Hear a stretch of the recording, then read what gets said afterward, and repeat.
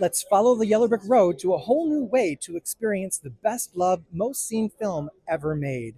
It's The Wizard of Oz at Sphere Las Vegas premiere. I'm Oz historian Ryan J. Join me today as we meet some of the wizards behind the magic.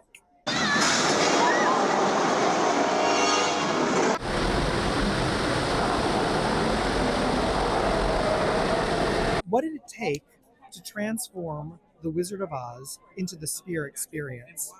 Oh my God. To do it authentically, instead of just like, oh, let's just hack this into a big screen. We spent most of our time researching the production of The Wizard of Oz. And it wasn't just, oh, look, here are these photographs and these artifacts. Let's dump them into computers and try to figure them all out. We look at, archives, sketchbooks, interviews, anything we could get our hands on to make sure that we're being authentic and doing this immersive experience with utmost love and care for this film. And then taking things like leading edge technologies like AI and combining those with the craft of visual effects and the unbelievable artists that sort of, have been perfecting their craft, combine those things together in order to create what you guys are going to see tonight, right? This is the most unbelievable telling of this story that has ever been done. It is at a massive scale, unlike anything you've ever seen. You're going to feel like you're on the set in 1939 with Judy Garland walking along the yellow brick road. We were reading and watching interviews with the filmmakers. We were reading drafts of scripts. We were following the stories of how the film was created because we knew we needed to show parts of the film that never made it onto the theater screen or onto television. So for that to happen realistically for people like yourself, we needed to make sure that every detail came from an immersion in the process of creating the original movie, and even what inspired them while they were creating it, what limitations they had, how they overcame them. Most of it was that. And then once we figured, okay, here's what we would do if we could do anything, we would turn to the technologists and the artists and we'd say, now how much of this can we actually do? And they would say, well, none of it. Right. And then they would start working on writing the tools to make it possible. And this is something that can now live beside The Wizard of Oz. It's not erasing it, but there are some people that are precious about certain things, and hearing that it's cut down a little bit. How did you make those difficult decisions of what to lose from the film for the Sphere experience? Well, actually, people think that just because the running time of the film is shorter, that means that not all of the movie is on the screen. But because the screen is so big, we're actually experiencing scenes that have multiple real-time cameras from the original movie happening at once. Wow. So that means that something that happened in the original movie that maybe took a minute or 5 minutes can now take 1 minute because you're watching all of it concurrently. So there is some of that. Some of the pieces where the audience got bumped out of the experience because the original movie needed to use camera techniques or editing techniques that would feel abrupt if you were standing there. Those are the adjustments that we made. But to be honest with you, we're not done with the movie. This is the premiere. We think it's great, but we have still artists that are working on the film, and there are things we want to add. There are things we want to continue to restore. There are some things that were just too hard for us to do today, so we are still developing the technology to do it in the near future. So speaking of that, one thing that I thought would be really cool is there was that scene deleted from the original film, the jitterbug. Oh my God. We lost the footage, but could you have... So our code name for this project was Jitterbug. Brilliant. Yeah. So in order for people to not know what we were working on, we worked on a project codenamed Jitterbug. Right. And so we actually looked into that and we thought about it. Yeah, because you have the resources and the technology to be able to create that. We're getting closer to. Yeah. We needed to maintain the original actor's intent, the director's intent, and sometimes that's hard to figure out when you have 4 or maybe even 5 different directors, 10 different writers. You're trying to unravel, like, how did this all come together and what was a compromise versus what was an intention? And with the Jitterbug, we said, okay, let's do the movie first. And then as we get our feet under us with the material that everybody knows and loves, perhaps we'll add back in things that would be a nice little Easter egg. Now, we did add a lot of Easter eggs. Yeah. There are a ton of Easter eggs. That aren't in the original film that we're going to see in this? Like, I'll give you an example. Yeah. When Auntie Em comes out with the crullers in the farmhouse for the first time, because everybody's goofing off, and she says, I saw you tinkering with that contraption, Hickory. Yeah.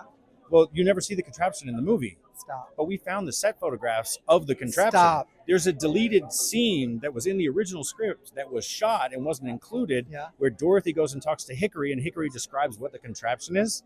So we didn't add the scene of dialogue back into the movie, but we added the contraption back into the shed. So when she points over and says the contraption, it's there on the screen, you can see it, and We added it into the tornado as one of the things that flies by. I'm particularly interested in the score because I heard that you were able to isolate the vocals and re-record the score in the same studio where it was originally the original recorded. sound, yeah. Right? It's now Sony. It was MGM, the Barbara Streisand studio. Exactly. How is it different? How does it sound different? So the Sphere Immersive Sound is spatial audio. So it's like comparing something from mono to Dolby, but beyond, right? So if you think about when you take Dorothy's voice in Somewhere Over the Rainbow, we've broken it up so that you hear her voice overlaid onto the orchestra, and then other places throughout, just the dialogue. We're able to kind of direct the sound to different parts of the screen. So, for instance, when the witch comes flying over, you hear the audio come from the left, so your eye looks up to the left. And that's part of the magic of the experiential aspects that the sound brings in, right? Because you can bring people's focus to where it should be. Or where there's So it's like 3D sound. Yes, where there's a bluebird in the corner. It's actually, you hear it from the corner. Or the Tin Man taps on his chest and it echoes throughout. So it begs the question for real Oz fans like myself, will this eventually be released? Are you working with Warner Brothers to release it as a new soundtrack? So it will be available digitally.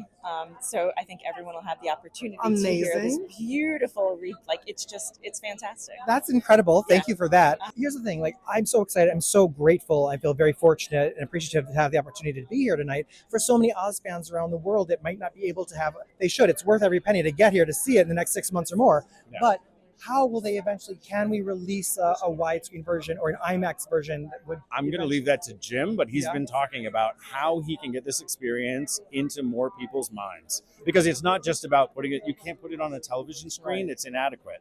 So we have to figure out a new way that you can experience this in more places. He's working on getting more spheres around the world, but I think that there's some other things that we're working on that would help make this more accessible to people, but it is a completely immersive experience. It just doesn't fit in a rectangle anymore. And lastly, I just really want to get your reaction because on social media, there's that worthy discussion about the risk of AI taking away jobs from Sure, people. I know sure. that's not the case here because you employed people to work with the technology but what's your statement to the let's call them the online haters who are saying, oh, the AI is a Well- bad thing. How did you guys work with it? I mean, let me start with, I'm a Hollywood artist. I've worked as an artist for most of my career. And over the course of my now getting longer career, several of the jobs that I used to do as an artist no longer exist. They no longer exist because technology made them no longer relevant. But I, as an artist, just migrated to the next tools, migrated to the next techniques. So at this moment, people think AI is going to replace them. I believe that this movie showed that AI is empowering them. We had artists on this project who have worked on films as painters for 50 years on films that existed before most of us were born. Right. And they adapted to using the tool of AI as a new form of paintbrush. AI can't do it by itself. It needs the artist to work. I wish it did sometimes. Right, sure. because every time we're like, can it just do that? I Yeah. guess it can. All right, Yeah. here we go, everybody. Back to work. You're a whole team of people you represent. I don't think anybody has anything to worry about losing their job. I think what we're going to find out is that people want more and better experiences. And these are the tools that we need to create those in a better way. Well, on In the behalf hands of of all artists, Oz, that's right. on behalf of all Oz fans, thank you so much for tonight and this I whole can't wait for you to experience. see it. Thank you. Thank you. Lorna, so great to see you again. Thank you. And what do you? We never thought we'd be hearing your mother's performance of Over the Rainbow in the film with a whole new score. I mean, it's the same score, Well- but newly recorded. Yes, and I think that's wonderful. I really do, and that's one of the things I'm looking forward to, because the technology of being able to, to keep, of course, they will keep the 1937, 30, 39 orchestra, but then to be able to put a new orchestra. It's still playing the same notes. It's still playing the same everything. Don't get nuts, okay? All right, don't get crazy. We all know right? we know social media. I know. Okay, so don't get nuts and don't get crazy. It's still the same movie, all right? And it's still the same score, and they're still playing the same notes on the page, okay? But I think to hear it with a 100-piece orchestra is remarkable. What are you most looking forward to seeing tonight? I've already seen, well, clearly you also, but what everybody's wearing. I'm a fashion girl, and I love seeing everyone's nod to such a classic film.